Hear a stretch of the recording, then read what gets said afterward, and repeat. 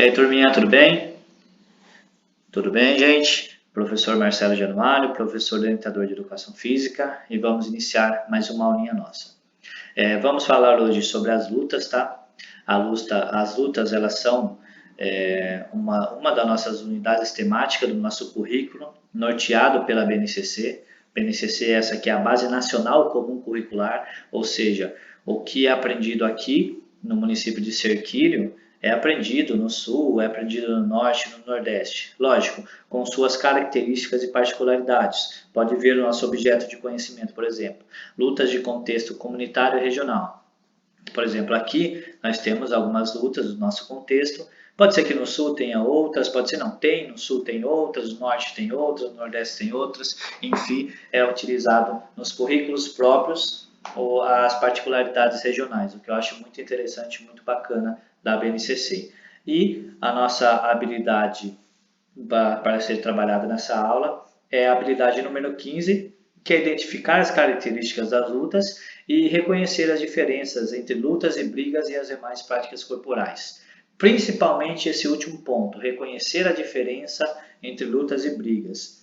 As brigas, gente, elas são irracionais, elas são imorais, a gente não aceita e não respeita qualquer tipo de briga que venha a conhecer. Vale mais um diálogo para tentar entender as diferenças que você tem, porque nas brigas você não vai resolver nada. Nós temos sim um certo paradigma a ser quebrado pelas pessoas que não conhecem muito bem a proposta, a filosofia das lutas, tá? Esse paradigma é sim de tentar não diferenciar uma coisa da outra. Luta é uma coisa, briga é outra coisa. Briga é totalmente imoral, não aceitamos e não compactuamos com essa ideia. As lutas, elas são totalmente de oposto, diferente. Elas são, primeiro de tudo, elas são sistematizadas e com regras próprias. Elas têm órgãos responsáveis pela supervisão. Se você tiver, por exemplo, a oportunidade, vocês já assistiram uma certa luta, vamos pôr aí o UFC que está em alta, por exemplo, você vê que em todas as lutas tem um árbitro. Esse árbitro, assim como nos esportes, ele está ali para fazer com que para que garanta o cumprimento dessas regras pelos atletas. Os atletas que não cumprirem, eles têm penas a cumprir e têm depois também que responder alguns processos com seus órgãos responsáveis, pode caber até uma suspensão aí ou banir o atleta do esporte se for uma regra muito exclusiva de violência, certo? Ela tem sim um embate corporal, ela tem sim características físicas de um atleta contra o outro, mas eles visam ou amenizar ou tirar totalmente um dano físico que possa acontecer, ou amenizar esses danos perante as suas regras. Então, o paradigma espero que esteja quebrado. Isso eu estou falando para vocês, alunos do 5º ano. Falei para os alunos e para os pais do 4º ano e para os pais do 3º ano também. E pais que estão acompanhando a aula de vocês, estão nos apoiando, estão nos dando esse grandioso apoio de ajudar no ensino, no ensino remoto, os seus filhos que estão na casa de vocês. Então, o paradigma espero que esteja quebrado. Luta totalmente diferente de briga. Tá ok? Sem mais delongas, então, vamos lá para a nossa aulinha de hoje. Nós iremos, gente, falar sobre o judô, tá? O judô, nós temos aqui no município algumas instituições que praticam o judô, tem algumas academias que fazem, dão as aulas de judô aqui, então por isso que eu escolhi o judô. Ela é um objeto de conhecimento nosso, é uma luta regional e comunitária. Na região também nós temos alguns locais de prática do judô. Então, o judô é um estilo de arte marcial esportiva da origem japonesa, como uma técnica de defesa pessoal. O judô destina-se não apenas ao desenvolvimento físico do judoca, o praticante do judô, mas também o seu espírito e mente. Ou seja, gente, não é apenas aprender a golpear, aprender a derrubar o atleta. Ele tem uma filosofia de desenvolvimento integral do ser, ou seja, físico, corpo e espírito, ok? Existem várias regras de conduta e vestuário no judô. Para participar das competições, os judokas devem usar um kimono, originalmente chamado de judogi, que pode ser de cor branca ou azul, com a faixa correspondente à sua graduação.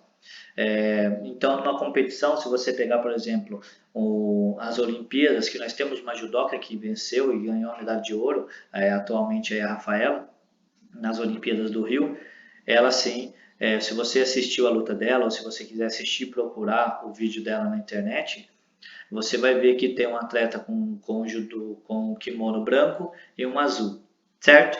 É só para diferenciar as cores dos judocas nas competições. As disputas de judô devem ser feitas num tatame, uma espécie de tapete quadrado, e o objetivo principal da luta é conquistar um ippon. O ippon é o ponto completo nas regras do judô. O judoca que conseguir o ippon primeiro vence a luta. Para realizar um ippon, o judoca deve derrubar o adversário para que ele fique imobilizado com as costas e os ombros no chão por no mínimo 30 segundos. No judô, não são permitidos golpes no rosto do adversário, no pescoço ou nas suas vértebras. Lembra que eu disse lá em cima a diferença de briga de lutas? Então tá aí uma regra que visa proteger o atleta, o judoca. A história do judô originou-se como uma espécie menos agressiva do jiu-jitsu. O jiu-jitsu é uma prática de luta que era muito forte aqui no Brasil, porque nós temos a família Gracie pegou essa filosofia do jiu-jitsu, trouxe ao Brasil, colocou grandes características que fizeram com que o jiu-jitsu desenvolvesse uma técnica única e brasileira. Por isso que o jiu-jitsu brasileiro é muito respeitado no mundo, tá? Pela família Gracie, que fez uma revolução, pode-se dizer, no jiu-jitsu. Só vou fechar o parênteses, só abrir esse parênteses para falar de jiu-jitsu, porque é uma prática muito conhecida e particular e respeitada no mundo da luta, em caráter mundial mesmo, que eu estou dizendo, por essas características da família Gracie. Então, voltamos a judô. O seu criador foi o japonês Jirogo Kano, que em 1882, após pesquisar por diversos estilos de artes marciais, desenvolveu uma técnica de golpes onde o ponto-chave era a inteligência acima da força física. Ou seja, o atleta do judoca, o atleta que está desenvolvendo a arte do judô, ele tem que fazer o quê? Ele tem que ser mais inteligente do que forte. Ou seja, utilizar-se da estratégia, do ponto-chave para conseguir aplicar o golpe. Certinho? Na tradução literal do japonês, judô significa caminho suave ou caminho da suavidade. A filosofia do judô está baseada nos 3 princípios que inspiraram Jirogo Kano. O princípio da máxima eficiência, o princípio da prosperidade e benefícios mútuos e o princípio da suavidade. Gradativamente, é o princípio do Seiroku Zeiyou, Ujita, Kyoye e o princípio da suavidade, que é o Ju. Em 1972, 90 anos depois da sua criação, o judô passa a ser oficialmente integrado na lista dos esportes olímpicos. Como eu disse, nós temos uma judoca que nas Olimpíadas do Rio foi premiada com a medalha de ouro. No entanto, apenas em 1954 foi registrado o primeiro campeonato de judô brasileiro. Opa, pulei, desculpa. Opa, apaga essa parte. Histórias do judô no Brasil. O judô teria surgido no Brasil por volta de 1910, 1920, por influência do aumento no número dos imigrantes japoneses que estavam vindo ao Brasil. Agora voltando, no entanto, apenas em 1954 foi registrado o primeiro campeonato brasileiro de judô. Certo? Desculpa novamente pelo erro, vamos continuar. Em 1969 foi criada a Confederação Brasileira de Judô, visto que até então esse esporte era regido pela Confederação Brasileira de Pugilismo, ou seja, eles criaram a Confederação Brasileira de Judô, mas antes ele era regido pela Confederação Brasileira de Pugilismo. Pugilismo é o que gere os esportes do boxe, certo? Pugilistas são os atletas que lutam boxe, beleza? Agora, para saber mais um pouco do jiu-jitsu que eu disse lá em cima para vocês, eu deixo a dica, se vocês quiserem pesquisar o jiu-jitsu brasileiro com os Gracie, fica a dica só para vocês verem que tem uma certa particularidade, mas não é tão agressiva o judô. As faixas do judô, gente. As faixas do judô simbolizam o nível da graduação do judoca dentro da arte marcial. As faixas são divididas em dois grupos, Kyu, que são os iniciantes, e os Dan, que são os experientes. As ordens e cores das faixas podem variar de acordo com a região que o judô é praticado. No Brasil, tem 10 faixas no total. Inicia-se com a branca, depois cinza, azul, amarela, laranja, verde, rosa, marrom, preta e coral, a verde, a vermelha e branca. Existem outros conceitos também de judô, que para nossa aula, para esse vídeo não ficar tão extenso, não cabe a nós ficarmos estendermos. Tem muitas particularidades, tem mais a história, mas eu coloquei esse link aqui embaixo para você ver a execução de alguns golpes, tá? Vocês vão ver que são dois judocas aqui apresentando esse vídeo, é bem bacana, eles ensinam algumas técnicas, eles fazem alguns golpes, é bem bacana vocês verem também.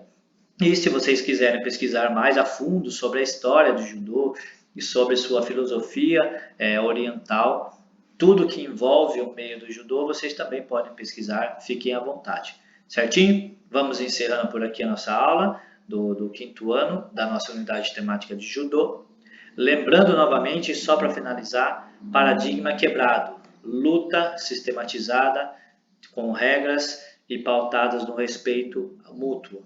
Brigas, coisas totalmente inaceitáveis na nossa sociedade. Espero que nenhum de vocês um dia escolha seguir esse caminho. Certinho? Obrigado então a vocês por terem assistido essa aula. Espero vocês na próxima aula. Um abraço e se cuidem aí. Valeu!